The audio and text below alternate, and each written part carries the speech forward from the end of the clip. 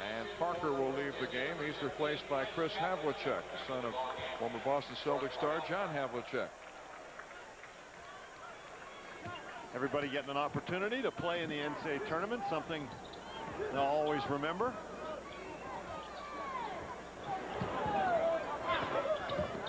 Knocked away by Mitchell. Phoenix shot is blocked by Sean Wilson.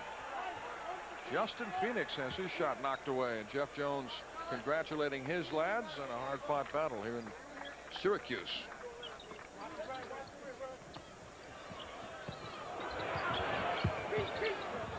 Pete Philo trying to pass off. Keaton Hyman throws up a wild shot, and that'll do it. So Virginia holds off Manhattan to win this first-round matchup, 78-66, and the Cavaliers are headed for a second-round date with the UMass Minutemen.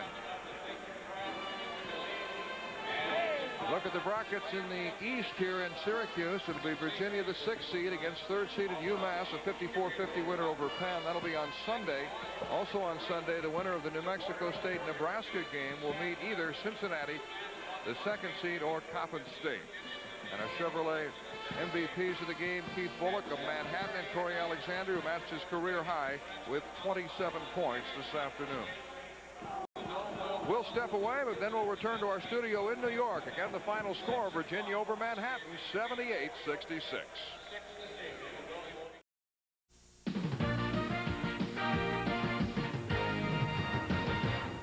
The hard-working people in our control room, and speaking of hard-working, Mike Francesa has been with me all afternoon. Bill Raftery joins us. Mike, here's his bracket sheets, by the way. He's got several of them here. We're going to go back out to the East region in Syracuse.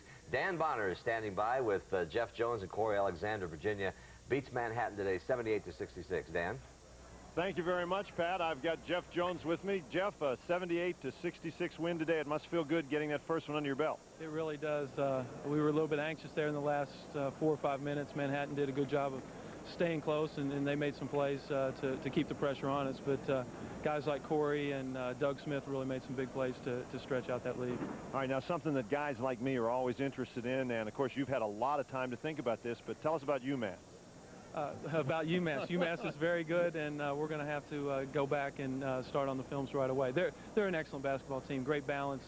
Harper Williams is an excellent basketball player, and you know, I think we're going to have our work cut out for us. Well, thanks a lot, Jeff. Now, speaking of excellent basketball players, we want to move over here and we want to talk to Corey Alexander. Corey, tremendous basketball game today. Thanks a lot. We just came out and we didn't want to be too anxious on the offensive end. You know, our defense is usually consistent, and we were able to get a couple good shots to go down at the beginning, and, you know, we were able to play well from there. Your big guys really did a heck of a job inside against their interior people. They definitely did. We got matched up with a couple smaller guys who are about the same size, and usually when we play against teams that are our size, we can, you know, play well against them on the inside. It's just the Montroses and the big guys we have problems with. So, you know, if we keep getting matched with teams like our size, then we can be very successful in this tournament. Well, Corey, thank you very much. Congratulations. Congratulations, Jeff Jones. Good luck as you move on.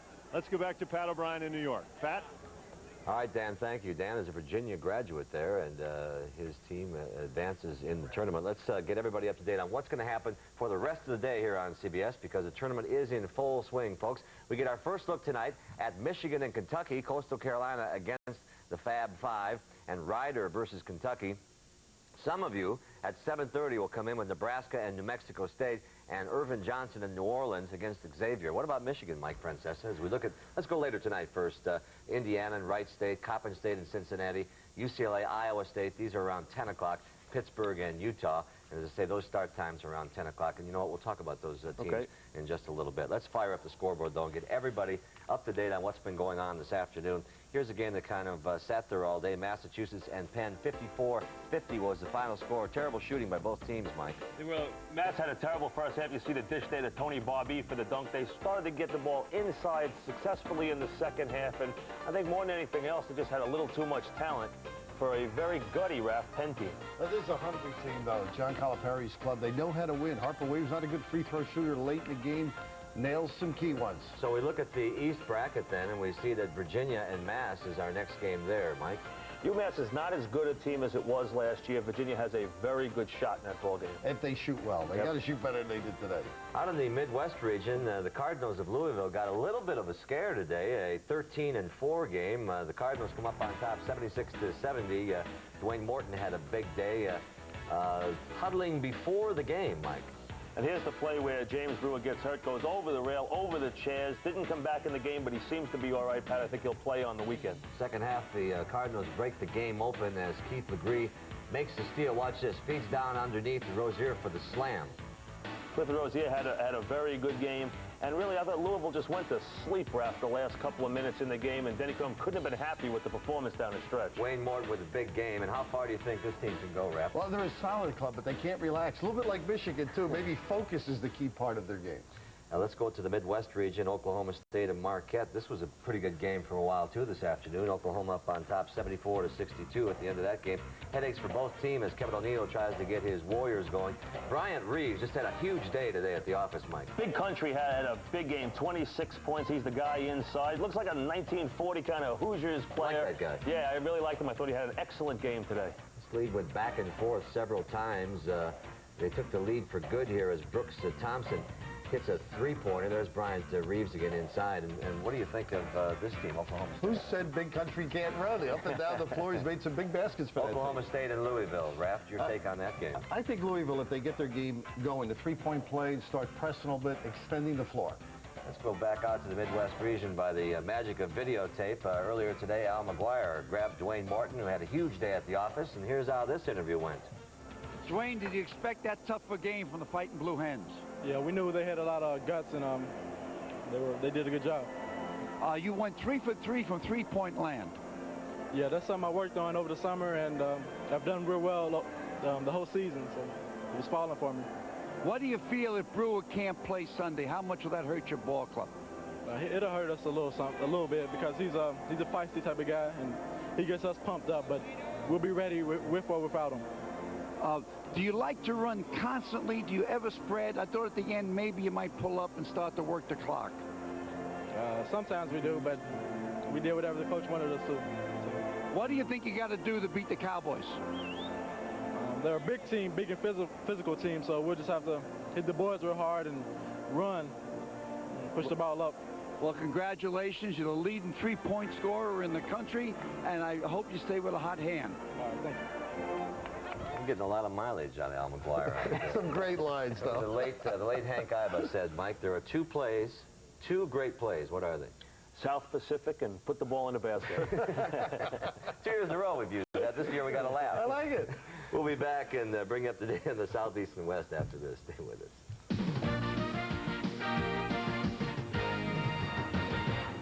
The ACC looks strong, but we haven't seen Indiana and Michigan. We're going to see them tonight here on CBS, and we'll talk about that in just a little bit. Let's continue with our scoring segment here and go to the Southeast region, a team that could make a lot of noise in this tournament. Iowa beat Northeast Louisiana today, 82-69, and A.C. Earl, you like this kid, don't you, Mike? Raph and I both like him. We're in the A.C. Earl fan club. 23 points, 16 rebounds, and 7 block shots. Did it all today. Danny likes it, too. Northeast Louisiana kept this game close, though, with great defense. Keith Jackson makes the steal, goes in for the layup there, and Dr. Tom Davis is a little upset with his team. And he doesn't lose in the first round. He does it every single year. Val Barnes puts the icing on the cake with a three-point play, and Iowa moves on, Pat, and they're a dangerous team. Val Barnes named Val because he was born on Valentine's Day, which is my birthday as well. Pick up those Throw those in there. Southeast region, Wake Forest advances in the tournament, defeating Tennessee Chattanooga 81-58. Wake Forest got off to a very slow start, but in the second half, the Moccasins tried to stay in the game as T.J. Jackson makes a steal. The lob pass goes down court, dishes it off to Damon Woods for the slam, but Rodney Rogers got his little wake-up call, right, Mike? He had a terrific game as he makes the dish here to Owens. Rodney Rogers all over the place the last 30 minutes, and one of the better players left in this tournament. And so, Raph, now you see it, Wake Forest meets up with the Hawkeyes. I think the guards for Wake have to play very good basketball. Harrison, of course, Childers' talent, but the press of Iowa and the open floor ability of that team is going to make them tough to beat.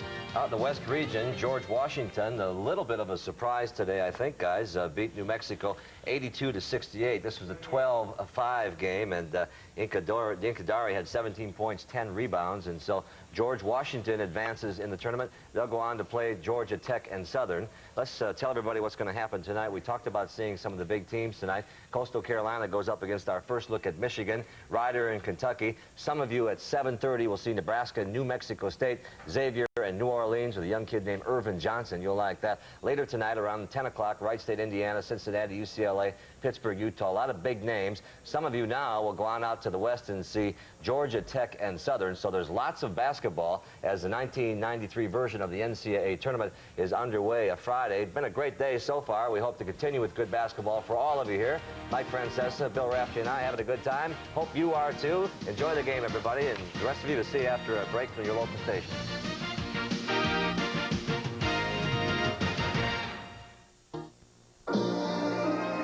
Come fly the airline that spans more than half the world.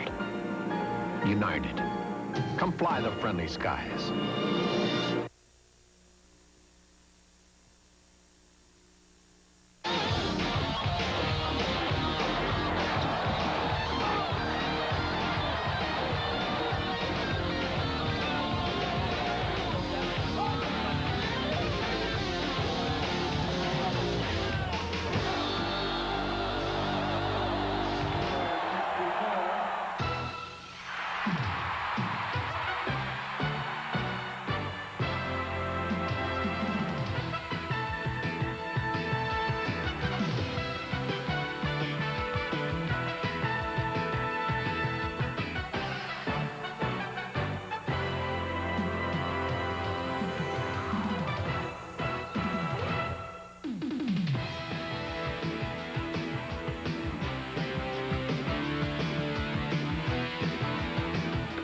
Welcome once again to day 2 of our ESPN SportsCenter NCAA Tournament Special. I'm John Saunders along with Dick Vitale. The tournament into its second day, but we're still talking about what happened on the first day with Arizona. Well, John, you know, there's talk that the mega conferences all want to hook up and get together and wipe out the little guys. There's a possibility that can happen, almost like football 1A, 1-2A. I say no way, baby. Don't let it happen. We need those like last night, the charm and the excitement of a Santa Clara going on and beating the big boys. Hey, what about Arizona? Think about this. I know, you know, it's easy for us to sit here and to analyze and to critique, but think what Lute Olson must be going through. You have a phenomenal year, fantastic season, but everybody this summer will come up to him and they'll say, Lou, what happened? Everything's based on success at the tournament as opposed to what happens in the regular season. That bothers me because that trend is existing. But Arizona loses to Santa Clara the year before, East Tennessee State. Before that, they lost to 2 teams in the second round. They have not been able to get far. 5 first-round losses in 10 years, and they've had some outstanding teams. Yeah, the truth of the matter is everybody roots against the big guy. Everyone is pulling for Santa Clara, nothing personal against Lute Olson or his staff there. All right, let's move along now to today's action. We'll start off in the Midwest, games being played in Indianapolis. The number 12 seed Marquette out of the great Midwest, terrific early season, stumbled a bit at the end, and Oklahoma State, who stumbled in their tournament. But still on this day, the man to stop would be Bryant Reeves, the sophomore who led the Big 8 in scoring and rebounds. You know, all 5 guys go inside, but baby, Mr. Reeves inside. Oh, rejection. They give some help in the lane on Big Country. I mean, just unbelievable on the inside, John. Meanwhile, Kevin O'Neal's Warriors were on fire. That was Curry with the hoop. Reeves then fighting off 2 defenders, muscles this one in. O'Neal trying to get his Warriors going. They used only 7 players in the game. Tony Miller finds wide open Billy Gates. He lays it in. But back to Big Country. Big Country, unbelievable inside. The most improved player in basketball. I mean, he comes from a town of 300. Look at that hairstyle. I love that hairstyle. There he is, kicking it back out. Jump shot going down, baby. The Oklahoma State Cowboys celebrate. They move on with a 74-62 win. Reeves with 26 points. That was the high for the game. Brooks Thompson with 16 points, including 4 3-pointers. They hold Marquette to 37% shooting for the game. But let's get back to Bryant Reeves. Against Missouri in a loss in the Big 8 tournament, 5 of 8 from the field and 7 rebounds, 13 points. Against Marquette, he is back to Big Country, 26 points, 12 of 19 from the field, and double digits in rebounds as well. Where Delaware, the 13th seed, would face Louisville. Danny Crum's team needed no motivation. because before the game, Spencer Dunkley of Delaware did a lot of talking. Well, the mascots were getting along. And Louisville on the break, Dwayne Morton makes it the Delaware big man, Spencer Dunkley hanging on the rim. And they wanted to take it to Spencer. Off the steal, Derwin Webb flies in for the jam. Bad news for the Cards. Keith Legree passed too long for James Brewer, who bangs over top of the cheerleader, goes over the railing, came out with a concussion. Dunkley, though, making some noise here, sticks this one back. Blue Hens were down 8 at halftime. Second half, James Brewer returns. He was groggy to the Louisville bench, but the Cards were too tough. Hey, a little showtime. Slam, jam, bam. I'm Mr. Rozier. Brian Hopgood taps in the miss. It's celebration time for Louisville and the Cardinals. They have the win. 76-70 is the final there. Louisville has not lost its first game in the tournament since 1981. Dwayne Morton had 20. Clifford Rozier had 20 as well. John, why would you want to motivate a team and fire them up? What possessed Spencer Dunkley? I know he tries to be the Muhammad Ali of basketball. I did their first game, and he was telling me how great he's going to dominate, and he is a good player. But why would he want to motivate them and put that all in their locker room? He said, I will take it to Rozier. I will dominate. In fact, he said, if we can't beat Louisville, I will walk back to Delaware. You got a lot of walking, baby. I hope you're walking. Don't let him on that bus. We're going to run a check now. We're going to run a camera. Don't let him on the bus. He said he will walk back to Delaware. He may be on his way already because he does not have any more basketball, at least this season. Let's take a look at the Midwest bracket. See where they line up now. Oklahoma State against Louisville. A pretty good matchup there in the second round.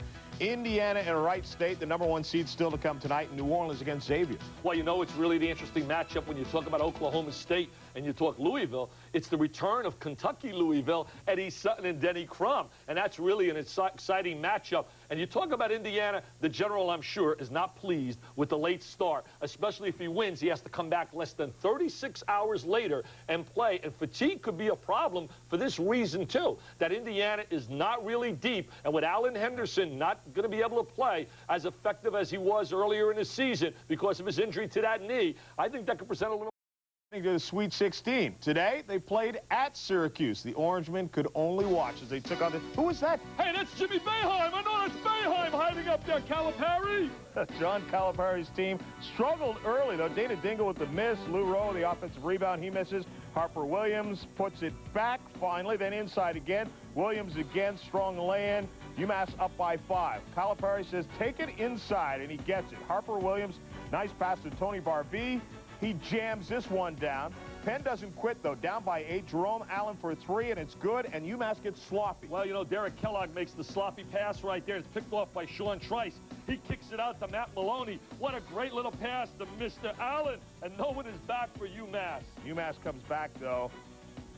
Mike Williams draining a 3 there. UMass by 7.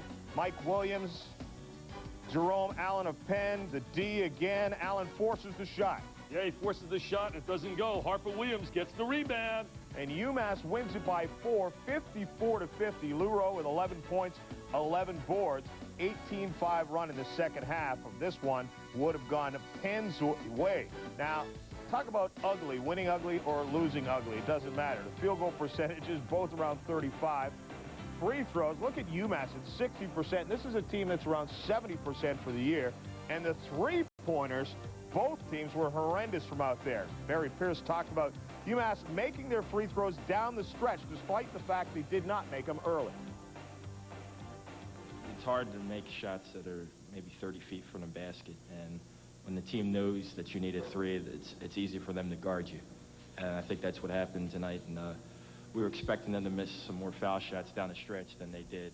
And, I mean, basically, we just ran. The #2 seed Arizona faced the #15 seed Santa Clara. Santa Clara pounding the boards. Jerry Villing converting here.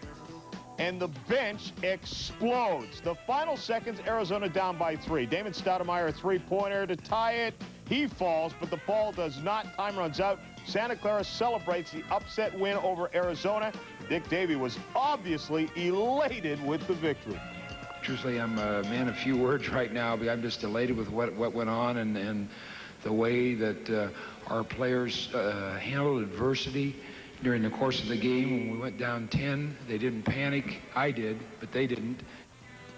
Meanwhile, you go back a few years, and Dick Tarrant knocking off Syracuse did. Yeah, he beat Syracuse, and guess who he had to play in the second round? Hey, look at around the back. Great pass. Dick Tarrant had to go against Temple. Guess who Santa Clara plays? They play Temple. And if you're John Chaney and you're sitting in your locker room, do you think he prefers Santa Clara or Arizona? Well, actually, I think he probably prefers just to be in the next round. But Santa Clara as the matchup, rather than taking on the #2 seed. But still, you got the motivation now. You tell your guys, hey, they knocked off Arizona, the #2 seed. We're only #7. Well, you know, John's a great motivator, and they do it with great defense and a bunch of unknown players. They certainly don't have the Mark Shakin Bacon, Mr. Bacon, their names. If we ask the people out there, name the 5 starters for Temple. I mean, people have to think. I mean, you and I know some of their players because we're around the game. I think we know them. Do you know them? Well, think the fact that they played this season without Karstarfin and without Frazier Johnson, that's the big thing. I'll tell you one thing, they're going to be really dynamite in the future. They'll have too much for Santa Clara. That matchup zone, I think, will get out there on their 3-point shooters. The Illinois-Vanderbilt matchup's interesting. Illinois beat them earlier this year, and I think Illinois has just too many athletes. If Rennie Clements can handle the different pressure defenses that he'll see, I think they'll win that game. But point guard is a problem for Illinois when they have to face traps. Vanderbilt, McCaffrey can shoot it, and great motion offense, and they're screaming, bye, bye, bye, bye, bye, bye. They never give me AT, John. I get no airtime. I'm angry. You still got about 20 minutes to go, so save it up. When we come back, we will look at more. The Southeast, the #1 seed, Kentucky and the Wildcats. What's in store for them in the first round? We'll examine that when we come back. Munster Mash.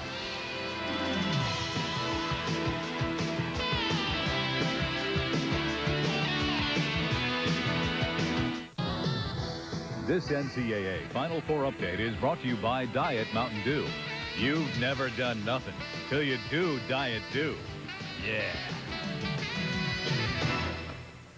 Welcome back to the NCAA Tournament Special. If you haven't had enough, there's more Dick Vitale straight ahead. But first, let's look at the #1 seed, Kentucky, taking on Rider. This may be the mismatch of the tournament in the Southeast, because how are you going to stop Jamal Mashburn? He goes outside, knocking down a 3. Then he comes inside and bury you with a jam. Mashburn averaging 24 points a game. And Jamal Mashburn against Iowa State last year in the tournament.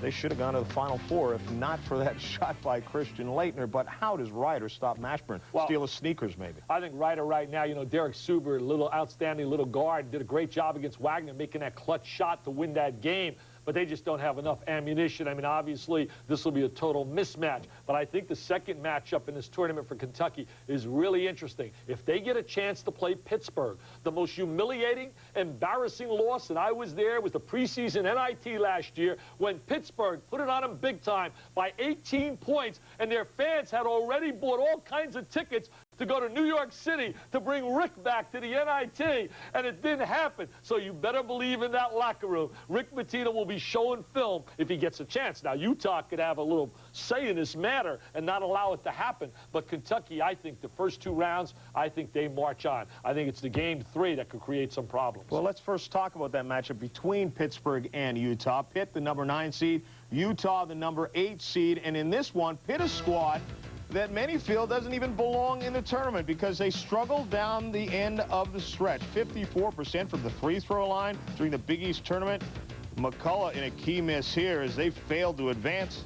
For Utah, you got to stop Josh Grant, one of the best players in the country, 17 points a game, almost 11 rebounds as well. He also can take it inside and outside. But Pitt is a team that is extremely tough to figure out. They go to Illinois, they win there, they beat UCLA handily. This is a team that looks like they're in the upper echelon. They got into the top 15 this year and then right in the tank. Well, that's why they're very a dangerous basketball team. McNeil and McCullough, very exciting players. They play some good solid defense. They have some good athletes. You talk about a courageous athlete, you have to talk about Grant, what he went through and the rehabilitation of his knee. He's 24 years of age right now. He's been around. He's had a lot of injuries. And Rick Majerus, you talk about a guy that gets maximum out of his players. And you got to root for a guy like Majerus. He's so lovable, and he's just one of those guys. I mean, he reminds me every time I see him, I think of Santa Claus. I really do. I always think of gifts coming, Rick, every time I see you. But he's just a lovable guy. But on the other side, you look at Pittsburgh, a lot of athletes and a very, very dangerous team. All right, Santa Claus, you say, but he may be Scrooge to Pittsburgh right now. Let's Ooh, look I at, like that. I know. I knew you'd like one of them. All right, let's look back at what happened last night in the Southeast as we looked ahead at Pittsburgh, Utah. Anthony Hardaway here for Memphis State could not do it by himself, and he struggled in the game. Memphis State was up. Rodney Newsom with this air ball, which was a potential game-tying three-pointer. Western Kentucky goes on to the win, 55-52, and knocks Penny and Anthony Hardaway out. So Western Kentucky, a dangerous team for the number 2 seed Seton Hall. Tulane will take on Florida State, those games being played at Orlando, and games to come on Saturday. Back with more in just a moment. We will take a look at the East. Cincinnati could be another trip to the Final Four in their future. We'll find out in a moment.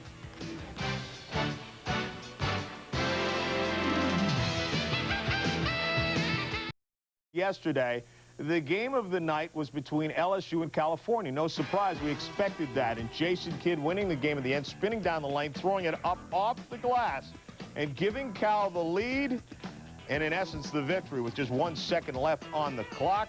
66-64 is the final again on the replay. Oh, what an unbelievable move. If that's not awesome, baby, I haven't seen the shot. Look at Jason Kidd. He says, I'm a diaper dandy, but I've grown up. And now he hooks up with Bob Hurley. Hurley and Kidd. What a matchup. I want to go out there to see that, John. I'll even pay it. I don't like to give up cash. Are you kidding me? Hurley against Kidd? Kidd, you're in trouble, baby. Hurley has the advantage of experience in the game. Kidd has maybe 4 inches. That's his advantage. BYU will also face Kansas. That's in the second round in the Midwest as well. You know what I thought was key with Kansas and with Duke, John? Both clubs psychologically needed a great win with good execution, good motion offensively, and they both got it to get them fired up for the tournament. We should remind everyone, Dick, we will be back. But now March Madness continues. Tonight, you'll see 4 teams that came ever so close a year ago, including Michigan. Some have questioned their intensity during the regular season. Now they're out to quiet their critics. Cincinnati fell to Michigan in the semifinals a year ago, but the Bearcats have clawed their way back. And with a trapping defense to set up a high-scoring attack, Bob Huggins' team hopes to elevate its game.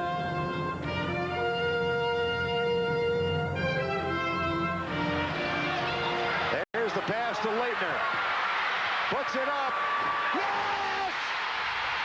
Duke broke Kentucky's heart in the East Regional Final in '92, but Rick Pitino and the Wildcats have rebounded emotionally and physically. And in Jamal Mashburn, they have one of the premier players in the country. And finally, we'll see Indiana. Bobby Knight is up to his old motivational tricks. And so anything goes. It's Friday night on the road to the Final Four.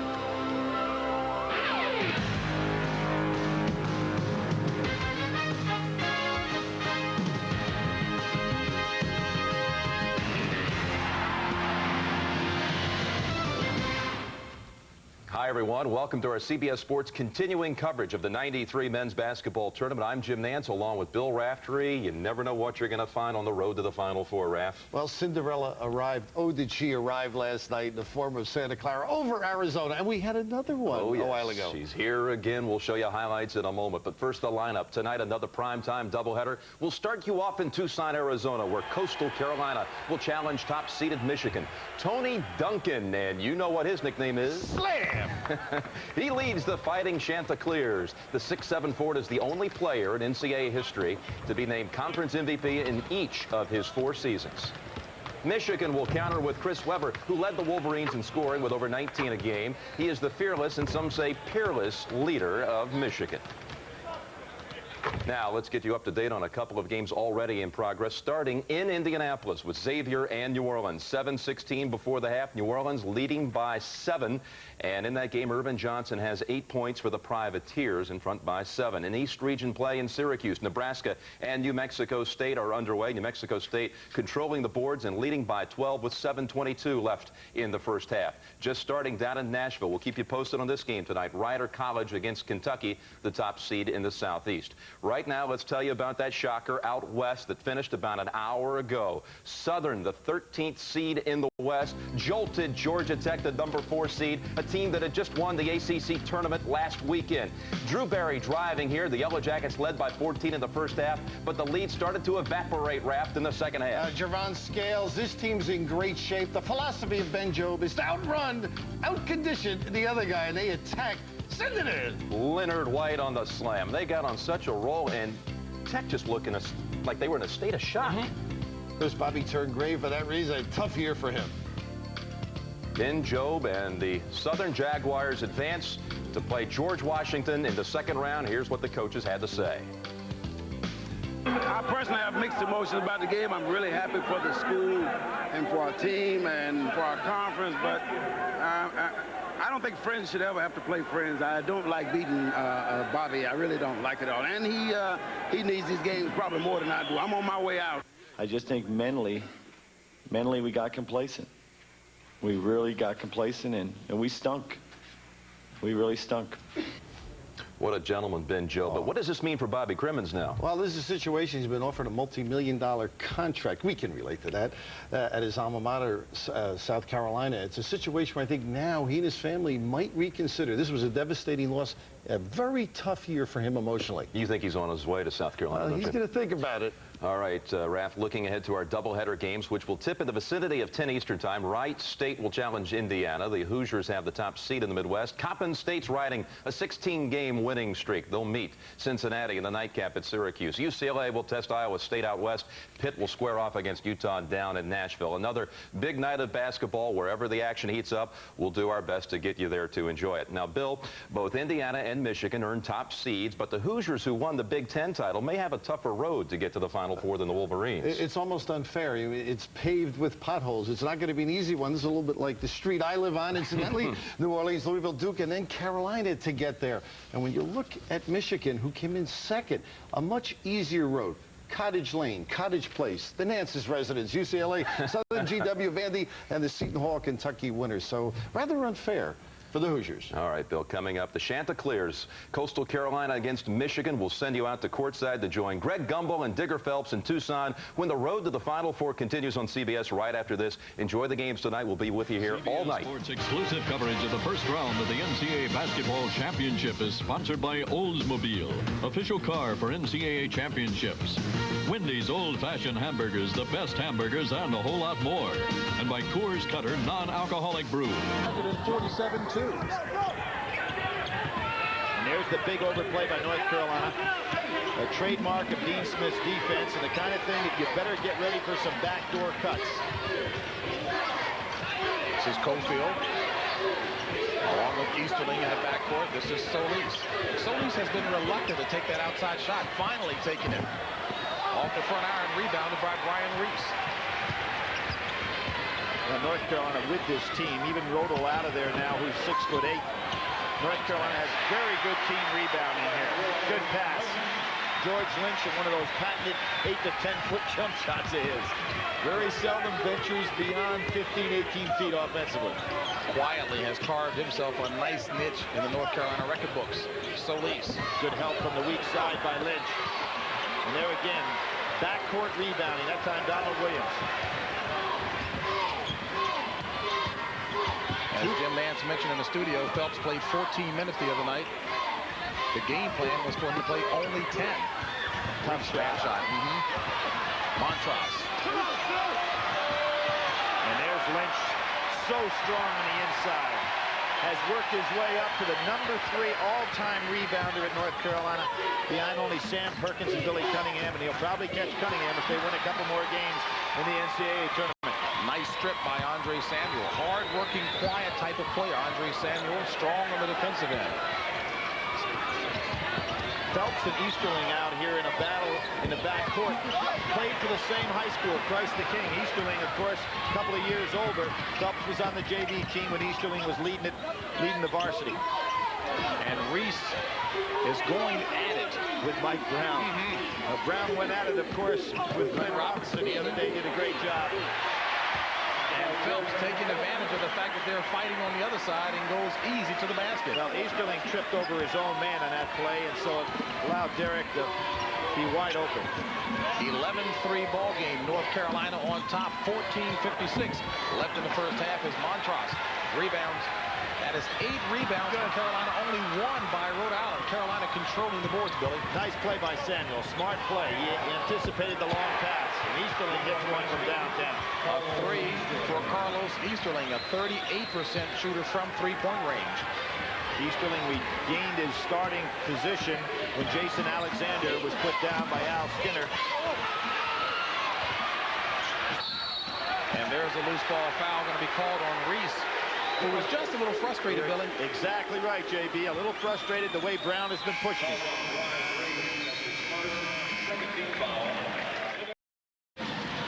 JB, when we started this season way back in December, we talked about the Magnificent Seven. I felt all along that this group of teams was above the notch in regard to the rest of the country. Look at what they did in their first round of tournament. 31-point margin of victory by that group. North Carolina now with Sullivan in, Salvadori in, goes to their big lineup, Rodel in, and they're playing their 2-3 zone. A lot of traps out of this particular zone. You got to bust through. East Carolina did a nice job against North Carolina the other day by busting underneath the double-team traps. And Devon Collins in, number 30 for Rhode Island. He's one of 3 guys who plays the middle for the Rams. Samuel making his move too quickly before getting control of the ball. A turnover. That is number 1 for Rhode Island. Trailing Carolina 11-6. Samuel not upset at all. Motion back, and here we have Abdul Fox ready to come in. And what do they call him when he comes off the bench? It's going to be Fox time, and he came in a little early. Normally comes in after 7 minutes, came in with 6 minutes 3 seconds today. So Al Skinner obviously feeling a little antsy about getting him in there. And Rhode Island goes to his zone of their own with a big steal on Sullivan. Samuel. Now, interesting. North Carolina without Williams in the game, without Lynch, and without Reese. This is not a real good perimeter shooting club on the floor. Nor a team that can create on his own in terms of a shot. Good hands by Samuel again, and another steal. And wisely held up. 4 steals on the rebound on the inside by Samuel. Madonna Williams' high in the year is 27, that being against Duke. Really an explosive score. Off the back of the what a rebound. Strong one by Lynch, but off of his leg, it'll go to Rhode Island. You know, we taught you a strong rebound by George Lynch. I was reading something about him not too long ago. He was a premature baby. Only weighed 3 pounds at birth, so he has come a long way since that time, huh? He's eating pretty well. I guarantee you. Strong dude. One of over 60 Division I players at Stu Vetter has turned out. Stu Vetter, as I mentioned before, one of the outstanding high school coaches in America. Short by Cofield. Boy, Cofield Nobody really having a rough day. Remember what I said. Reese. What's happening to Rhode Island right now is they're so frustrated they can't get any rebounds. They're sending 5 guys to the board. Consequently, nobody back. It was just a matter of time till North Carolina would get something wide open like that. Samuel.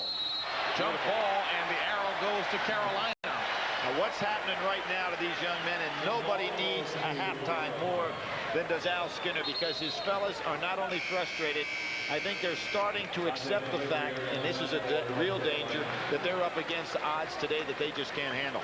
Especially when they see no success at all, and Carolina's so versatile, so big, and throwing so many options at you. You know, playing their best this year, I don't think I've seen anybody better than North Carolina. Now, they have had some down moments. The biggest down moment of the year probably was right here on this court, where Wake Forest just took them to task with behind Rodney Rogers. Montross only had 5 points that day in serious foul trouble. And I know a team that would like a second crack at him. Billy Raftery and I saw them play Seton Hall. Very good game in the Meadowlands. Nice pass inside, and boy, not a way for Rhode Island to go in for the half, but it's been that way all half. That's the end of the first half with the score. North Carolina 50, Rhode Island 21.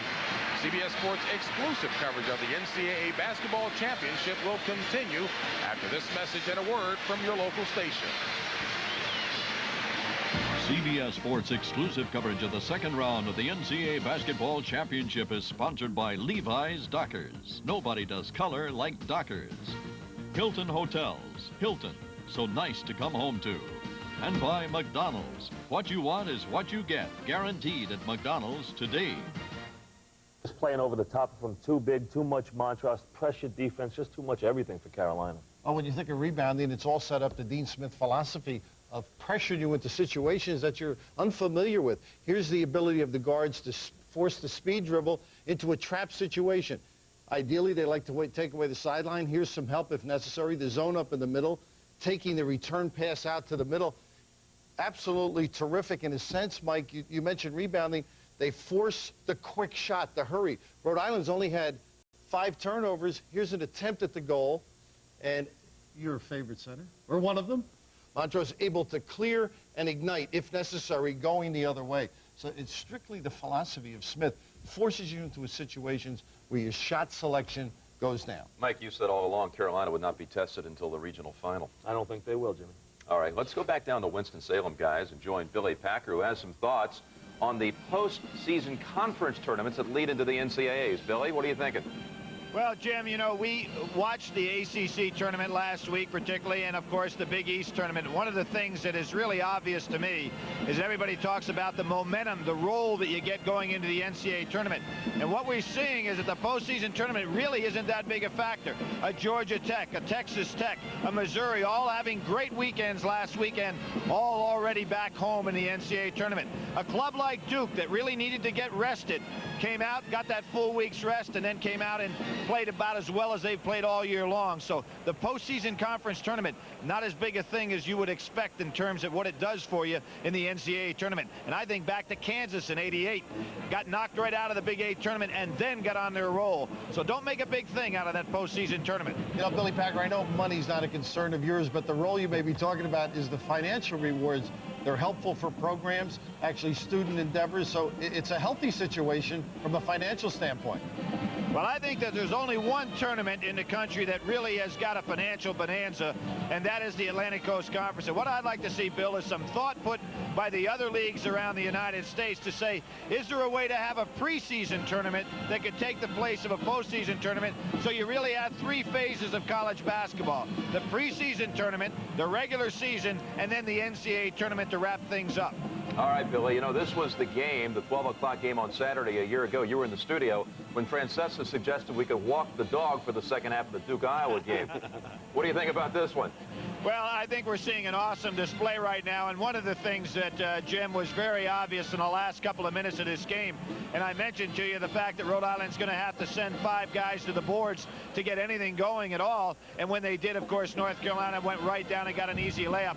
And you noticed on the faces of some of the Rhode Island players is, hey, guys, we've had a great year, but I think we've gone as far as we can go, and that's something Al Skinner is going to have to change in his locker room, or Mike's right, they can walk the dog all the way back to Rhode Island.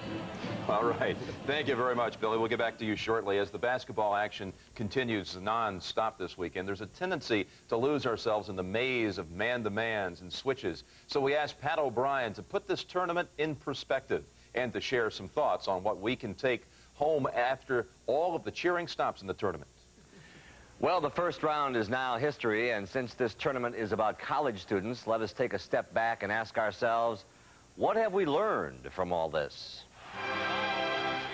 We learned some basic geography. For instance, there's a Manhattan in Kansas. That's where the Kansas State Wildcats have returned. There's also a Manhattan here in New York, of course, but surprisingly, it's located in the Bronx. We learned some zoology, and in specific, we discovered that this is not a good month for tigers, regardless of whether these toothless tabbies hail from Memphis State or Missouri, Tennessee State, or Louisiana State, whose coach had a parting shot for the Golden Bears, who bit him as he bid us bye-bye on his way back to the Bayou. I hope this will help Cal, but I don't think they've got a prayer of beating Duke. We also learned about human relations, about fathers and sons. Grant Hill of Duke and his proud dad, Calvin, whose son has not grown up to be a cowboy. At Brigham Young, Roger Reed coaches his son, Randy Reed, while sometimes Bob Knight has trouble reading his son, Pat.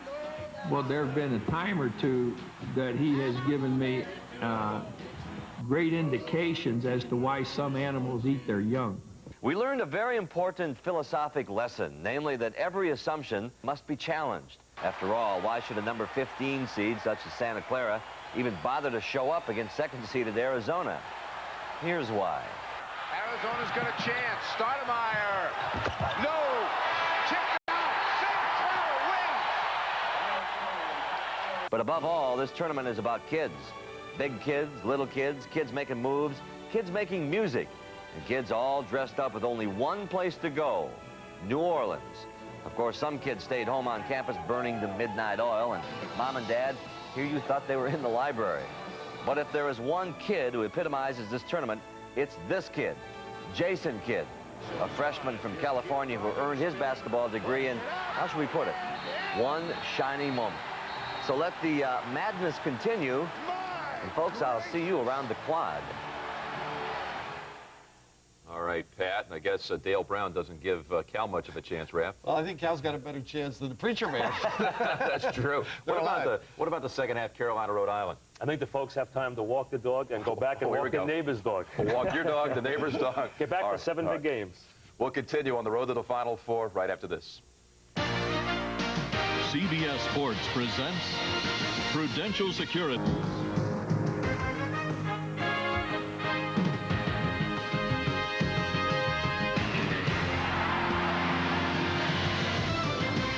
Once again, Carolina going to the Sweet 16. That's the 13th straight year. Back out there we go to Winston-Salem, JB and Billy Packer. All right, Jimmy, thank you very much. And a 45-point margin of victory by the Tar Heels. I'm kind of interested to know from the player standpoint. We're talking with Derek Phelps and Eric Montross.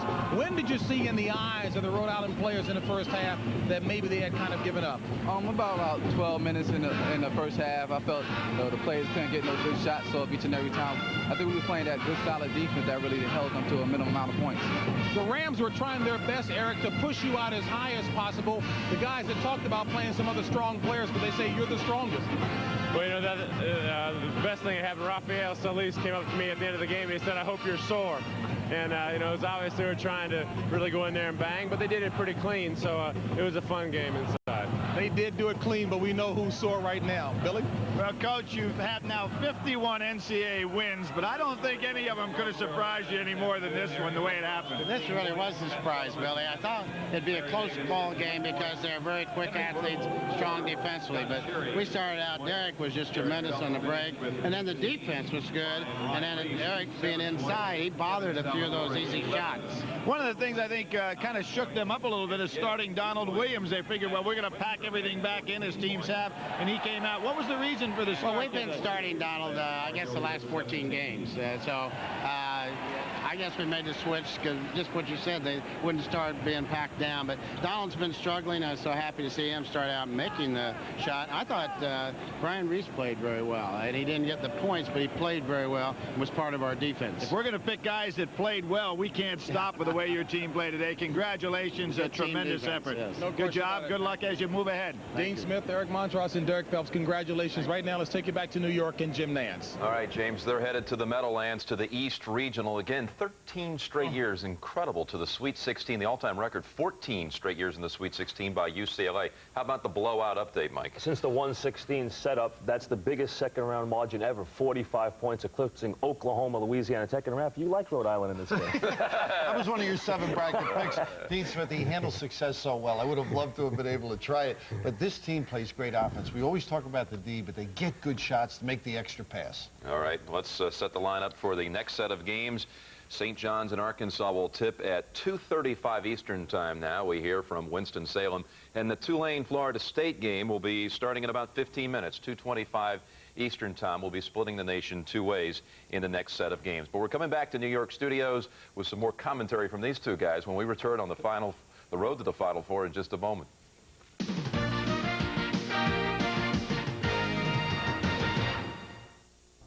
Later tonight, at approximately 7 p.m. Eastern time, some of you will see Santa Clara take on Temple.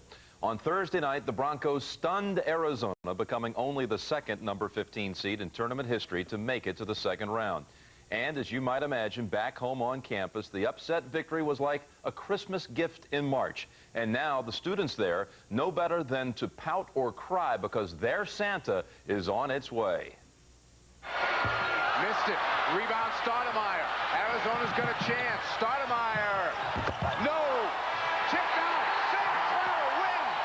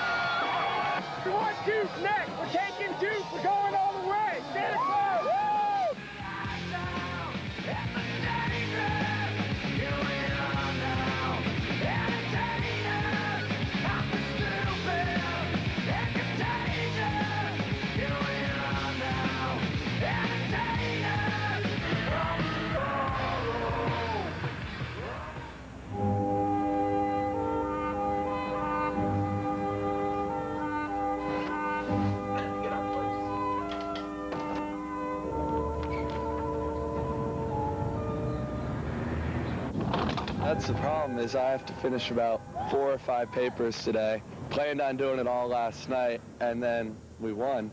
Within 5 minutes, 1,000 people on our front lawn in the street, and there's nothing that could be done. That's why I'm up at 9 o'clock right now looking like this, because I got a lot of work to do today. You got to love that scene out of Santa Clara. Looked like a couple of barbecues I went to at Rap's house. Yeah, one of Rap's old parties. Well, that was the scene when I left coaching, but the furniture has a lot of goodwill in it. Oh, yeah, on its way, I guess, huh? That's not the only big surprise in the first. Great job by Ben Jobe. That game tomorrow, by the way, on triple header Sunday in the 2 o'clock set of games. That conference, the SWAC, coming out pretty strong right now here in postseason play. Jackson State, Lindsey Hunter, a great basketball player, but 93 shots a game. The recruits will be lining up. What about Mike? Well, last night I want to point out Jackson State beat UConn back in the IIT in overtime. Yep. How about the games coming up? Tulane, Florida State, quickly. Pressure for Tulane. They don't shoot the ball well enough. And in the other game, St. John's, Arkansas, David Kane is the key against that Arkansas pressure. So you're going to see the point guards, big factor, Charlie Ward for Florida State against Tulane, and David Kane against Arkansas. All right, everybody's going to the start of that game, Tulane, Florida State. St. John's, Arkansas audience will be pulled out for the tip time 2:35. But we'll get you first to Florida State, Tulane, after this word from your local station.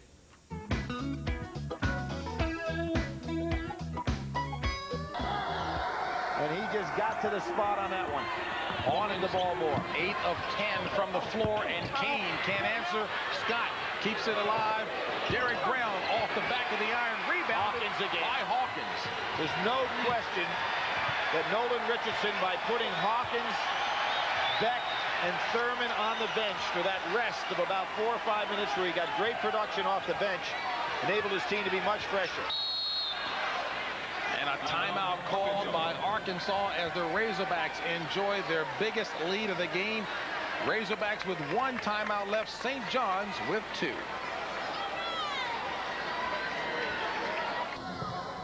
Arkansas leads at 75-71, 1:48 left in the ball game. Arkansas with 1 timeout remaining, St. John's with 2. Billy, strategy here. Well, you can see that Nolan Richardson decided to go back and pull the ball back out, make St. John's chase him a little bit. Here they are, just trying to occupy some time. A little early maybe to pull this strategy, but nice hit to McDaniel. Spread St. John's out. I'm kind of surprised that St. John's went into a panic chase. Arkansas up by 6, Billy. They were just down 4. No reason to get spread out that badly. There's a Kane to Brown. Rebounded by Thurman. Ahead to Beck and to Williamson. Oh, and a push. Intentional foul. Well, they don't call it intentional. I think they should have. Without question, it should have been an intentional. Not going for the ball. Watch Scott push him from behind. That's an intentional foul. Should be 2 and the ball. Now Luke coming in for St. John's. And you know why? He's going to put up the 3-point shot. In for Beckett. But I thought it with 1 minute and 40 seconds to go, a little early to go start chasing somebody when you're just down 4 points. Gave an easy basket to McDaniel.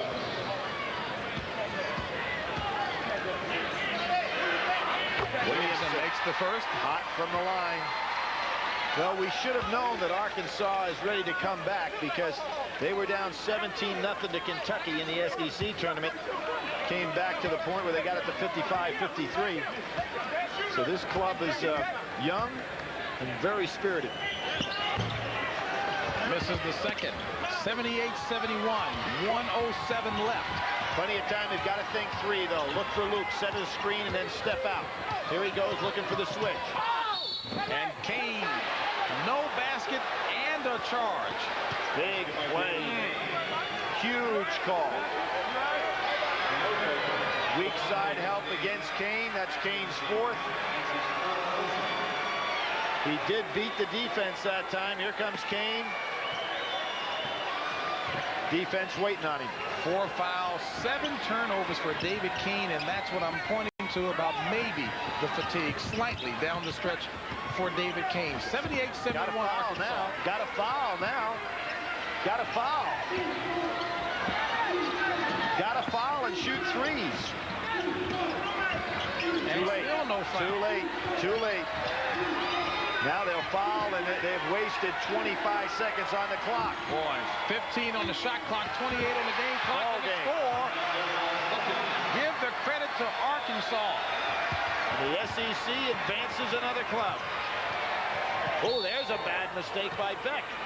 Fouling Derek Brown, who will take a trip with 17.9 seconds remaining and a 9-point Arkansas lead. Boy, you're up 9.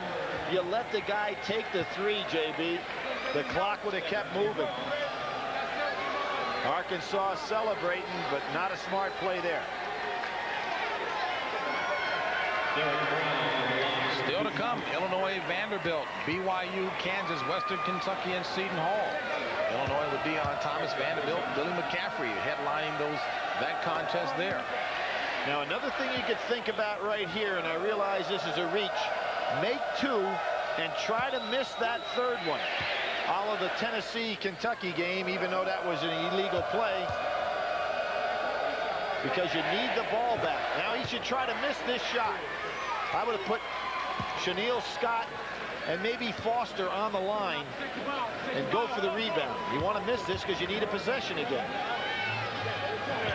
He makes it. That 1 point's not as good as the possession. And it looks like St. John's just going to let him play this thing out. Sure do. Trailing by only 6 or 2 3-pointers. I don't understand that at all. No. Billy, I hear you. No, sir. I think you're right. There was a lot of strategy that could have been used for the last 20 seconds of that game, and none of it tried. And it might have been a reach, but you got to try everything when you're in an NCAA tournament. I absolutely agree. Arkansas used a 24-8 run to end the game and come out on top 80-74 over St. John's. So the number 4 seed, Arkansas, will advance to the round of 16, as did North Carolina earlier, by virtue of a 45-point victory over Rhode Island. So from the Winston-Salem site, it's North Carolina advancing and Arkansas pulling out a second-half victory over St. John's. And the Chevy players of the game, David Kane of St. John's and Scotty Thurman of Arkansas. Right now, let's take you back to New York. The triumvirate there, Francesa, Raftery, and Jim Nance.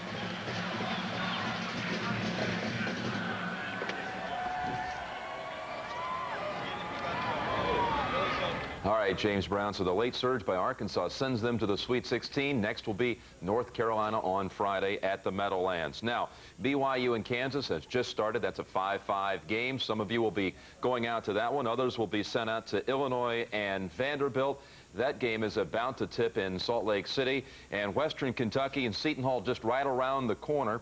In fact, they'll be tipping that game in about 10 minutes.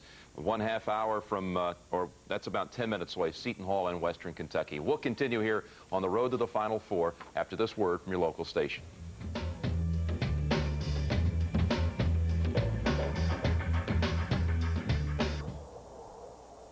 Thursday's game didn't score, but then had 14 points in the second half. McMahon looking in low at Lawson. Richard Keene, the freshman, gets the defensive assignment in the man Illinois defense against Billy McCaffrey. Down low with the leaner, and a foul is called as Kevin Anglin used his body well on that one. Kevin Anglin doing a good job of working hard without the basketball. You know, I think if there's any one word to describe how he plays at both ends of the court, it's that he hustles. Anglin, a co-captain of this club. Unusual miss there as Vanderbilt made 24 of 27 from the line against Boise State on Thursday. And Anglin's 1 of 2. That foul, by the way, if I didn't mention it, was on the point guard, Rennie Clemens, who has the ball right now for the Illini. They've retreated back this time. They're in a almost appeared to be a zone, but they're playing soft. Too low for Bennett to handle. Vanderbilt that time gave the look of a 1-2-2 zone, although they stayed man-to-man with Kaufman, who cut from one side of the lane to the other. A little jump defense there, a little boxing one maybe. Got to watch that next time down, see if I can figure it out. Lawson comes high. This is McMahon. Probably the only player who struggled. McCaffrey nets his first shot, and it's a three. He's got textbook form when you watch him work without the ball. He gets his shoulders square, so he's got a real nice look at the basket. The elbow's in, he comes right over the top with that shot. Bonus coverage, albeit brief bonus coverage, and chance to see McCaffrey with a steal right there and a three-point shot, and Vanderbilt leads Illinois out there in the West. Now, Western Kentucky and Seton Hall are bound to go at Orlando. Already today, Florida State has won at that site, and the winner of this game will, in fact, take on the Seminoles in the Sweet 16. Let's send you out there now to Sean McDonough, along with Derek Dickey.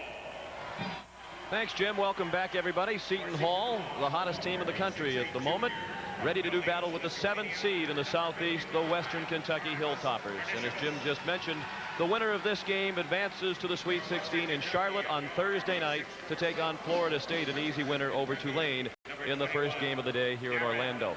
Sean McDonough along with Derek Dickey, it's nice to have you with us. The Pirates are indeed the hottest team in the country. They have won 12 in a row, but Coach P.J. Carlesimo is concerned about Western Kentucky as the Hilltoppers employ a style his team hasn't seen this year. Well, they really do. They play an up-tempo style, a lot of presses, a lot of traps, wants to run the ball up the court 94 feet. P.J. wants to play a half-court game. He wants to slow the tempo down and really get control of this game early.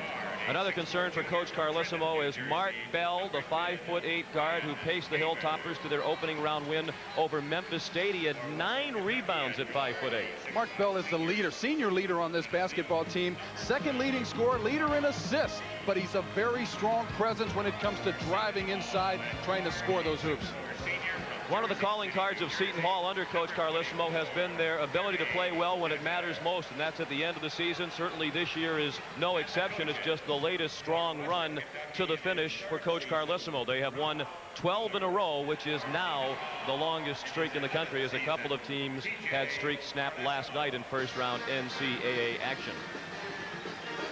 Terry DeHare is the man who ignites the offense. Terry gets so much credit for his offensive skills, but defensively he plays the passing lanes exceptionally well and also runs the floor really well. But what he's added to his repertoire this year, the dribble penetration, able to get inside and score as well as look for the dish. Starting lineups for Western Kentucky: Brian Brown and Darnell Mee, the forwards; Darius Hall, the center; Darren Horn and Mark Bell in the backcourt. For Seton Hall, Jerry Walker and Arturas Karnisovas, the forwards. Luther Wright at 7'2" is in the middle. Brian Caver, the point guard. Terry DeHare, the 2 guard. And the officials: Ed Hightower, Duke Edsel, and Lynn Short-Nancy. Ralph Willard, in his 3rd year as head coach at Western Kentucky and a friend of P.J. Carlesimo. Ralph formerly an assistant in the Big East at Syracuse. 25-5 the record for the Hilltoppers. They entered this one having won 7 in a row, while Seton Hall has won 12 in a row to up its record to 28-6. That's the 2nd highest win total in a single season in Seton Hall history, surpassed only by the 31 victories in 1988-89, where they went to the national championship and lost to Michigan. It's been a while since these two teams met, not since December 10th, 1959. Seton Hall leads the all-time series 6 wins to 2. The Hall in white, the Toppers in red, and we're underway in Orlando. The last of 6 games here over 3 days in Orlando.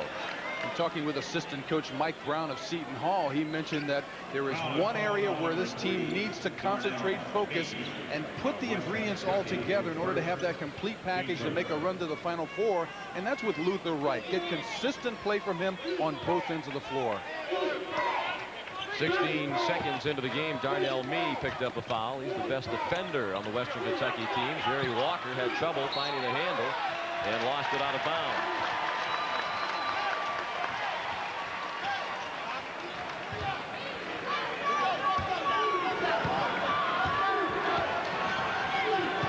Bell brings the Hilltoppers into the forecourt. This is Darius Hall, number 32, not much of an offensive threat. Guarded tightly by Jerry Walker, who was the Big East Defensive Player of the Year. Western Kentucky wants to get into their offense. They run a lot of screens. Ralph Willard's team is very similar to that of Kentucky in terms of looking for the outside shot. They average over 18 3-point shots per game. Aaron Horn missed their first shot attempt of this game. Western Kentucky shot the ball very poorly in the win over Memphis State. Coach thought that was a combination of rust. They hadn't played in about 10 days, and also nervousness. Things will shoot better. Both of those factors eliminated this afternoon. And there's a shot going in from the top of the key from Ryan Brown, the senior from Atlanta. Good penetration once again. Every time you look up, Mark Bell is going to try to do something to draw the defense. When he does, he's always looking to pitch the ball back out on the perimeter. Already you see Western Kentucky trying to trap when they have the chance out near midcourt. Bell nearly had the steal from DeHare.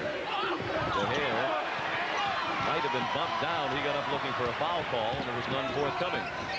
On the run, Brown, blocked by Luther Wright. Brown again, off the rim. Horn scores. Western Kentucky's not a big team, but they are very athletic when it comes to jumping, moving their feet, quick hands, going after that basketball. Wright missed the jam as Caver sent him it along. Walker, it rolls out. Nothing going right for Seton Hall at the moment. Aaron Horn kicked it out. Darnell Mee was eyeing a three, but couldn't catch the pass.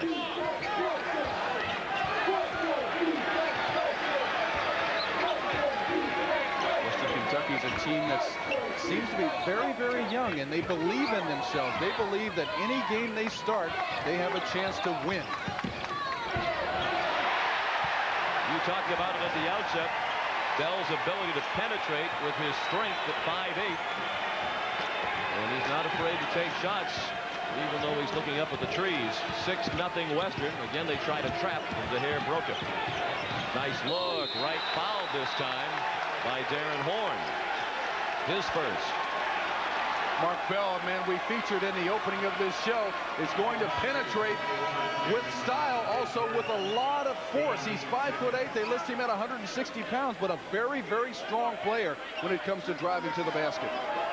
Darren Horn picked up his first foul, the second against Western Kentucky. And it sends Luther Wright to the free throw line at 7'2". He's the tallest player in Seton Hall history.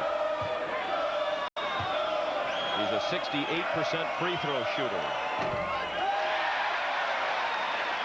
2 minutes and 45 seconds into the game, Coach Carlesimo's Chargers still scoreless. Luther Wright has to play with confidence. Missing that first dunk shot might have disrupted his concentration just a little bit. They've gotten some very unfortunate bounces around the rim. It's out of bounds off Darius Hall. Seton Hall will keep it. Adrian Griffin quickly in for Luther Wright. The Hall 0 for 3. Western Kentucky hitting at 50% from the floor. Karnisovas, the junior, lays it in. Arturas Karnisovas, a very underrated player. People in the Big East certainly know what he's capable of doing, but I think the rest of the country is going to get a chance to see in this NCAA tournament exactly how gifted an athlete that he is. DeHare, the steal, and demonstrating some of his gifts. 6'4", Western Kentucky. Bell, great pass. Horn, it might have been deflected by DeHare. It wound up in his hands. Very bit too much dribbling. Lost it to Horn. This is Bell pushing. Bell driving. And a held ball. The Hilltoppers get it out of bounds. We talked about how Terry DeHare is capable of scoring points, but look at the hustle on defense. Always playing the passing lane very well, but after he gets the ball, he knows how to take it down and finish the play off. But just an excellent job of concentration and maintaining his dribble.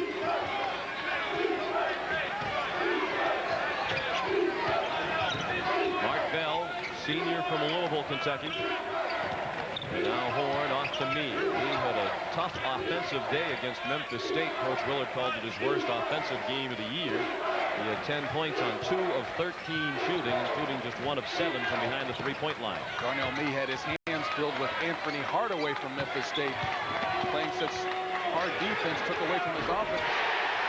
Aaron Horn drives in a 3. He has 5, and that's the margin for the Toppers.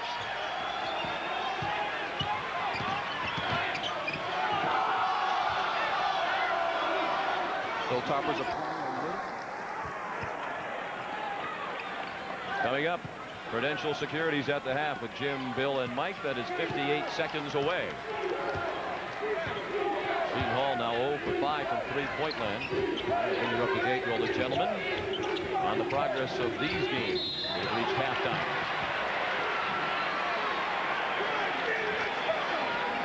That's only the 5th foul of the half against Seton Hall. It's on Danny Hurley, his first.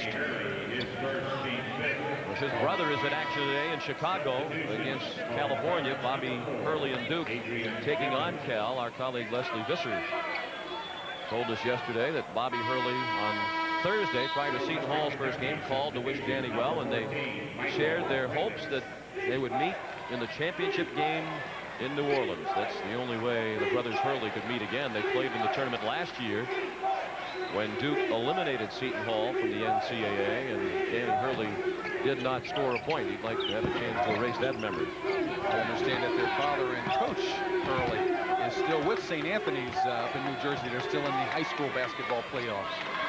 It's been delayed a few times by the snow that's hit the Northeast. That's the game clock, and the shot clock is just about 1 second behind it. Essentially, they can take the last shot of the half. This has to be a confidence builder for Ralph Wheeler's basketball team going into the half, either with the lead or the last shot at the half.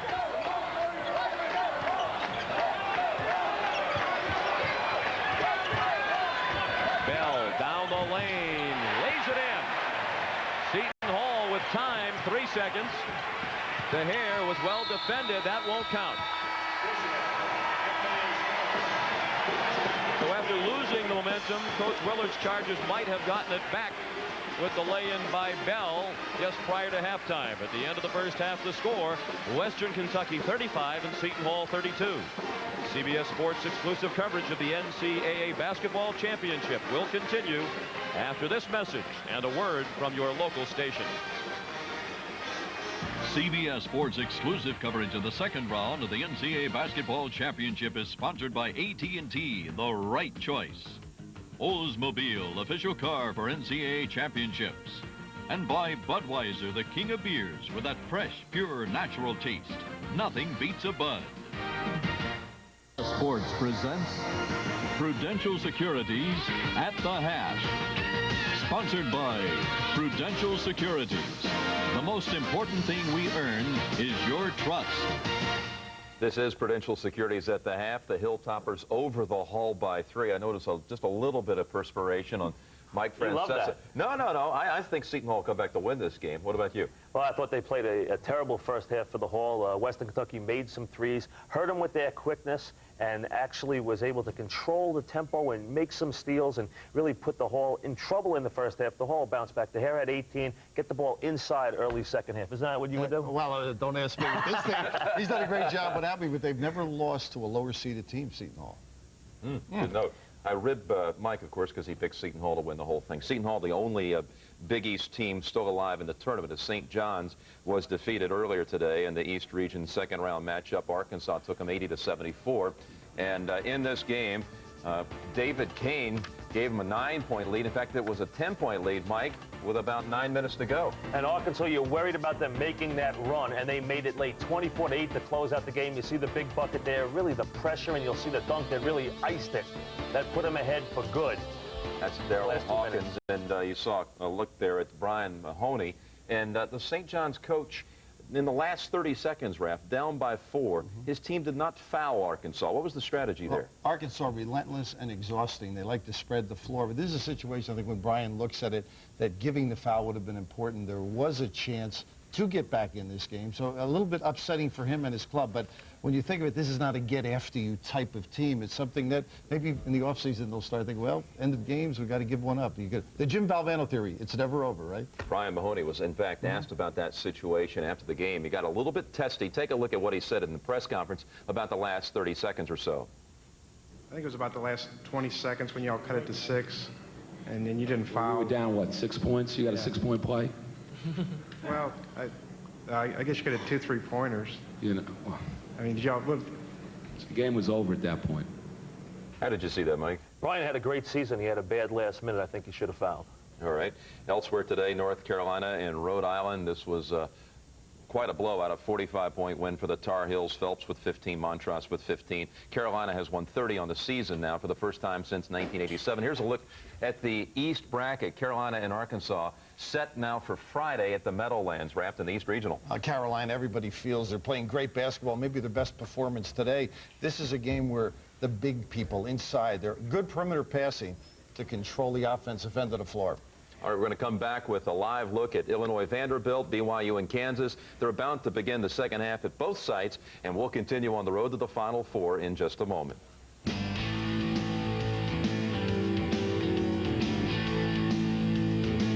10-1 run right before the half. They lead by 8 now. They've just started the second half. And let's join Vern Lundquist with Clark Kellogg. Kansas will inbound. They lead it by 8, 49-41, 18-17 to go in the first half. This is the first of 2 games to be played here at the Rosemont Horizons. Duke and California meet in the second game. The winners here will advance to St. Louis.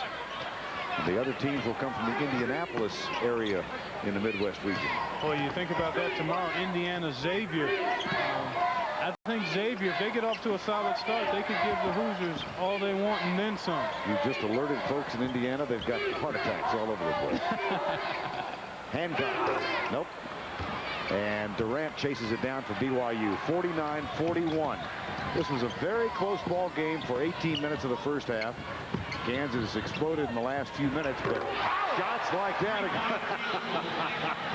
that was NBA range. Oh, was it ever. But then at the other end, the misfire. Hancock, no. 49-44. Randy Reed, the coach's son at point guard, the freshman, number 22, is back in the lineup now. Boy, he had all he could handle with Adonis Jordan defensively in the first half. Trost short. Hancock grabs it out of the air. Adonis Jordan. All right, Kansas leads in that one. In Salt Lake City, Vanderbilt had a 17-point lead at one time. Illinois now with an 8. And let's join Mike Gorman and Larry Farmer with a look. Illinois opening the second half strong, but then Bill McCaffrey with 2 quick threes, and it's back to an 8-point edge for Vanderbilt. They led by 11 at the half. We've got 17 to go. McMahon hits 3 of his own. And they are starting to really shoot it here in Salt Lake City. Vanderbilt making those 3-point shots. Illinois coming back with 2. That mathematics, those arithmetic really favors Vanderbilt. Those numbers. Here's Keene. In and out from the corner. Anglin there. Gets it ahead to Elder. Wheeler nearly picked the pass. Now McCaffrey will set the Vanderbilt offense. Lawson. In the first half, Vanderbilt making at least 5 passes before they look to shoot the ball. Really put a lot of pressure on the Illinois defense. Illinois, on the other hand, when they could get the ball inside to Thomas, he responded by going 4 for 4 and not missing at all from the inside. Still hasn't touched it here in the second half. There's Bennett in the paint. Nice move up and under.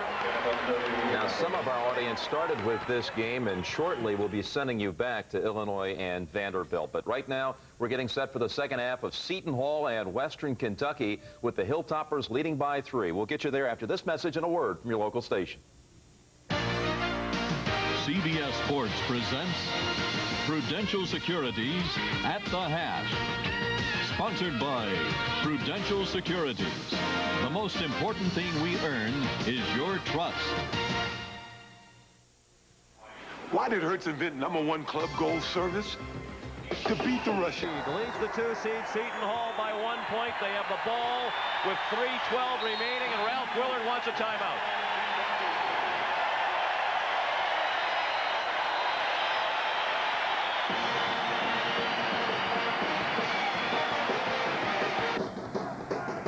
This has been a terrific game from the start.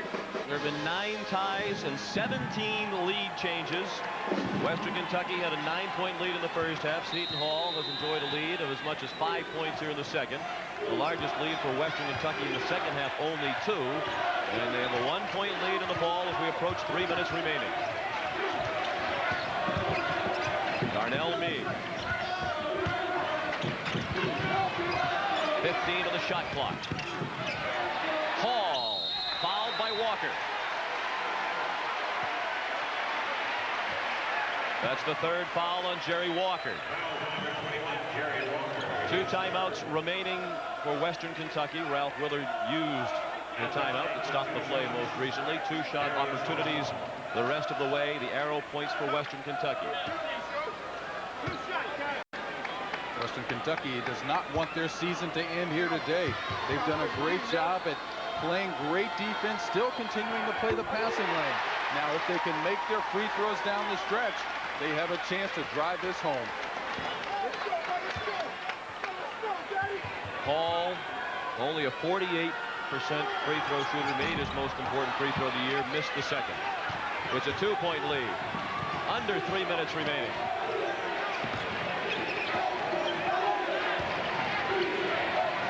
Walker on the floor with Kaver, Karnisovas, Hurley, and DeHare. Nearly a steal by Hall.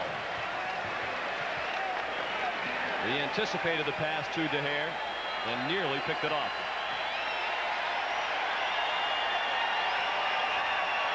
Great defense being played right now by Ralph Willard's basketball team at Western Kentucky, playing the passing lanes, denying that entry pass. 2.5 minutes remaining. 20 on the shot clock. Hurley, that's a 2. No good. Mee corrals it. Western Kentucky with the ball and a 2-point lead with 2:20 remaining.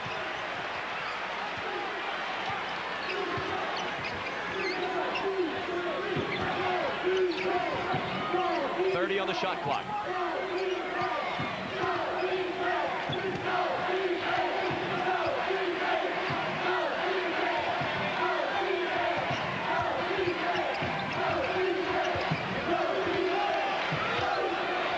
Time down. Now they set the play. Bell, fall away. Got it!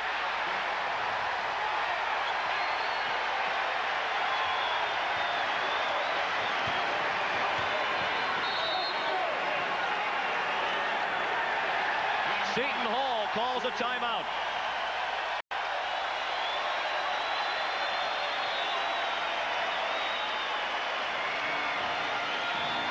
Western Kentucky by 4 with 1:39 remaining. We'll be back in just a moment.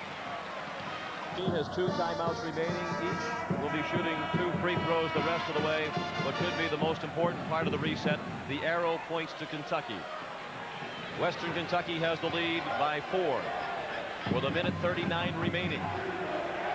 For those of you just joining us, we mentioned at the outset, P.J. Carlesimo was very afraid of the Hilltoppers because they play a trapping and pressing style for 40 minutes, which Seton Hall has not faced this year, and it has caused problems. DeHare missed a 3. Karnisovas, a huge rebound, but a bigger block by Bunton. Horn juggled it. They were in a hurry with a 4-point lead. Seton Hall down 4. Bunton, a huge rejection of Karnisovas. Western Kentucky's defense has been exceptional on Terry DeHare. He's not been a factor the last 7 or 8 minutes in this game. DeHare thought about a 3. Takes a 3. It bounces off. Karnisovas tipped it. There's a foul. It's on Karnisovas. He has fouled out.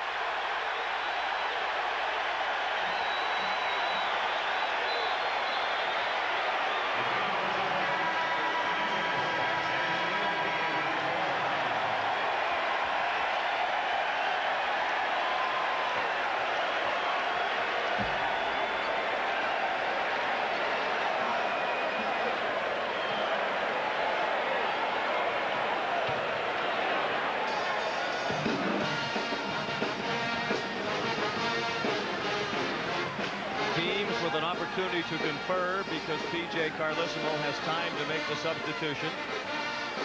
Karnisovas has fouled out. His last 3 fouls all came at the offensive end of the floor. He was called for 2 charges and then called for the foul on the rebounding activity. How about that shot from DeHare from 3? Hit the rim, almost hit the top of the backboard, and almost dropped back in. Terry DeHare has had a defender every time he's come down the court on the offensive end, right in his face, either keeping him from catching the ball, or when he does take a shot, there's someone always had a hand right there. John John Leahy, a good three-point shooter, has replaced Karnisovas. Me at the line. He had 4 shooting 2 games here in Orlando. He's 1 for 2 from the line today and 2 for 9 from the field. It's a 5-point lead with 59 seconds left.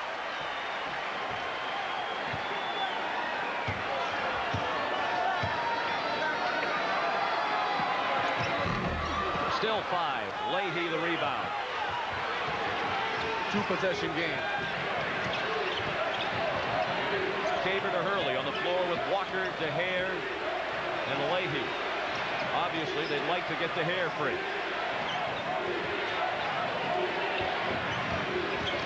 Tabor, the pull-up, no good.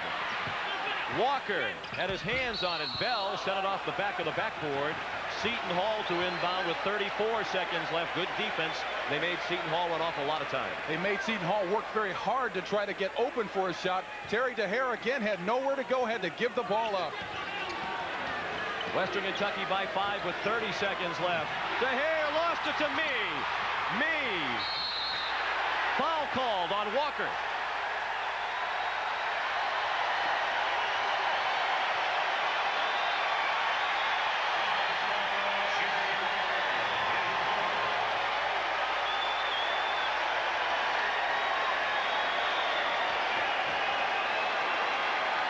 Great hustle once again by Darnell Mee, and the scrap and the hustle to stay with that basketball on the floor. Western Kentucky has been very quick to the ball in loose situations as well as on the boards.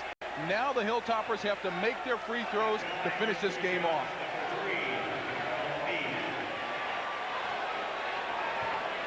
Darnell Mee made 1 out of 2 a moment ago. Hilltoppers by 6 with 25 seconds remaining. Still to come, Cal and Duke. The tip time 7:06 Eastern, Santa Clara and Temple at 6:55. 11 straight points for Western Kentucky. Seton Hall has not had a field goal since 5:06 remained in this one. DeHare threw it away.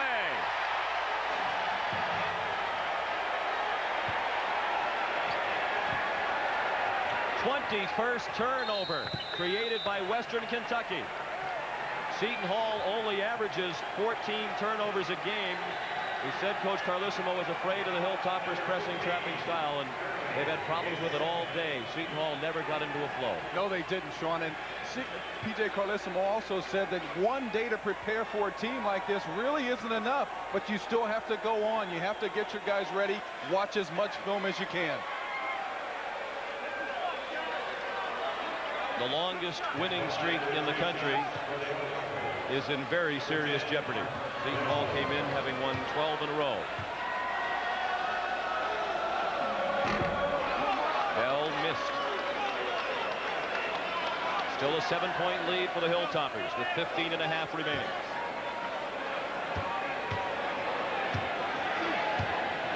Ralph Willard on the verge of the biggest win of his coaching career. They missed both, only 13 of 21 from the line.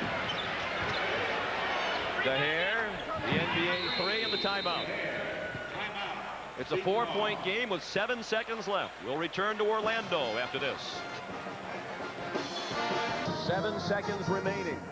Western Kentucky, the 7 seed in the Southeast, on the verge of the upset of number 2 Seton Hall. Mee got it in the horn. He's fouled immediately. And if it's on Walker, he is fouled out. Only 9/10 of a second went off the clock. It is on Jerry Walker. So this could well be the end of his career, barring a miracle in the last 6.1. 17 points and 9 rebounds for the senior from Jersey City, New Jersey.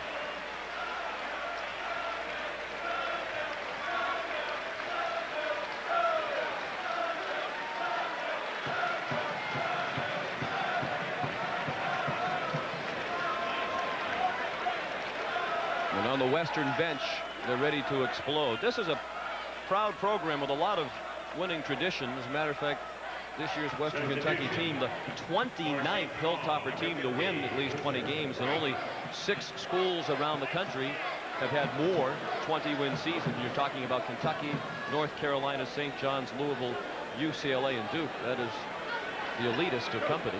Very good company. But it's been a long time since they had a win like this one. Darren Horn's the best free throw shooter on this Hilltopper basketball team at 75%. He has 14 points. Seton Hall has 1 timeout left. They can score and use 1 last timeout. The lead is 6. Leahy looking for the long pass. It connects with DeHare, and they get the last timeout. But they're down by 4. There's only 3 seconds left, and they can't stop it again. Put it in the books for WKU. Seton Hall is down by 4 with 3.2 seconds remaining. So even if they steal and score, they can't stop the clock again. Stepped over the line and fielded it off the back of Chris, but they rule it as a violation. And really that's okay, because Seton Hall, as we said, even if they score, unless it's a 3-point play and a foul, Western Kentucky can't lose it. It was a smart play, but what Darnell Mee failed to do was get both feet in bounds before he caught or touched the basketball.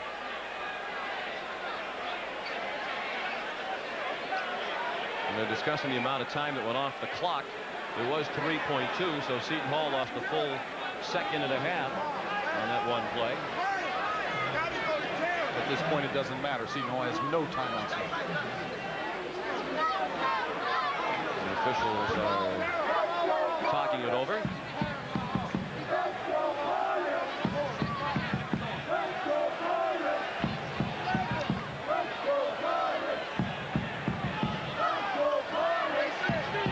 Certainly you wouldn't expect a defender for Western Kentucky to go anywhere near the 3-point line.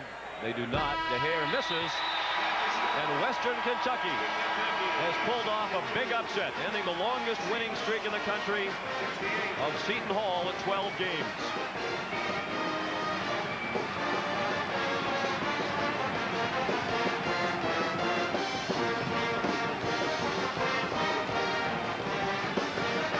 It's a win for the number 7 seed over the number 2 seed in the Southeast. The final score here in Orlando, Western Kentucky 72 and Seton Hall 68. The Hilltoppers advance to the Sweet 16. They'll go to Charlotte to play Florida State on Thursday night. The Chevrolet players of the game for Western Kentucky: Mark Bell, he had 20 points, 4 of 7 from the 3-point line. Terry DeHare in his final game at Seton Hall with 30 points and 5 steals. For Derek Dickey, Sean McDonough saying so long. Let's rejoin Jim Nance in New York. Thank you, Sean. So Western Kentucky into the Sweet 16 for the first time since 1978. By the way, the Hilltoppers went to the Final Four back in 1971. Coming up next, California and Duke. That tip time 7:06 Eastern time. Santa Clara and Temple about a minute away from starting out in Salt Lake City. And I have a reminder, those wanting to see the Santa Clara Temple game in the Bay Area can watch the Broncos and the Owls on KICU Channel 36 in San Jose. Our CBS San Francisco affiliate, KPIX5, will be carrying the California Duke game. And we'll continue here on the road to the Final Four. Later on, we'll hear from Francesa and Raftery about the shocker, Seton Hall out. But we'll continue after this word from your local station. To have our final game of the afternoon. Welcome once again, everyone, to the John Huntsman Center here in Salt Lake City, West Region second round action. It will be Santa Clara and Temple about to go at it to see who advances to the Sweet 16. The Temple Owls with that very difficult matchup zone defense we'll be talking about. Jones, Batee, Cunningham, Brunson, and McKee. Aaron McKee is the best-kept secret in college basketball. Eisenrich, Lewis, Fitzwilson, Woolery, and Schmitz will start it off. Steve Nash is the guy off the bench to watch for Santa Clara. Tom O'Neill, Gerald Boudreau, and Tim Hutchinson will be our officials. There is Dick Davey in his first year, the West Coast Conference Coach of the Year, and we are underway. And Aaron McKee is out of the blocks quickly with a 3. Aaron McKee is one heck of a player, Larry, isn't he? He came out right after the tip and he hits the three, and he looked at the official because he thought he got hit on the elbow. Pass loose underneath. 14 steals the other night for Temple. They've got great hands. Here's McKee. He wants it, and he's got it. Aaron McKee, a rhythm-up shooter who prefers to get his rhythm down by dribbling before he goes into a shot, but an excellent one-on-one player. John Woolery, the point guard, number 15 for Santa Clara. Key for the Broncos not to get in a big hole early. They have obviously shown they're capable of coming back from deficits, but Temple is a very tough basketball team. Eisenrich can't get it down. Pretty good follow down low, blocked by Cunningham, and he comes away with the loose ball. That matchup zone defense will create problems for Santa Clara if they don't attack it with patience. Aaron McKee, 2 more. 7 quick points for Aaron McKee, and Temple is flying early. Mark Schmitz assigned to McKee man-to-man. He must get his knees bent and play solid defense. Gap him maybe 2. When he puts it down, then move in closer. Here's Schmitz, who can shoot the 3, fakes it. Cunningham cuts him off on the baseline. Ball out of bounds. Will stay with the Broncos. John Chaney in his 2nd decade with Temple, and is a very funny man. Now, you're going to watch John Chaney on the sidelines today, folks, and you're going to say, now, that doesn't look like a funny man. That is a very funny man when he's not in the midst of coaching a basketball game. Minute and a half, and the tide's already down about belly button level.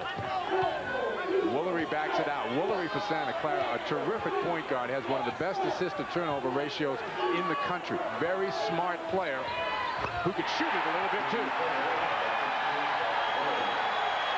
Santa Clara at that time overloading the left side of the floor against the matchup. They've got 3 players over there defensively. Temple's only got 2. If they can continue to nail that outside shot, that's a very good strategy to use against that defense. Santa Clara will play mostly man. Here's Petit losing it down low, but Brunson able to track it down. Brunson, Eddie Jones, and Aaron McKee usually account for about 70% of the Temple offense. All 3 of those players played all 40 minutes in the game the other night, and probably will this afternoon.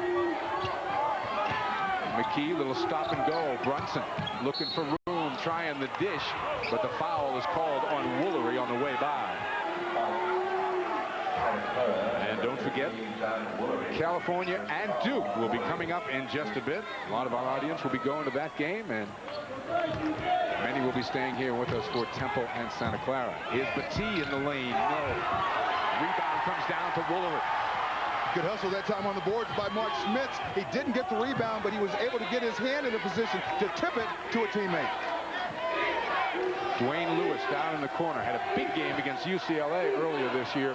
The most athletic of the Santa Clara players. Schmitz, no on the 3. And it's 1 and you're done so far for the Broncos. McKee pulls up. Short this time. Eddie Jones going to be called for a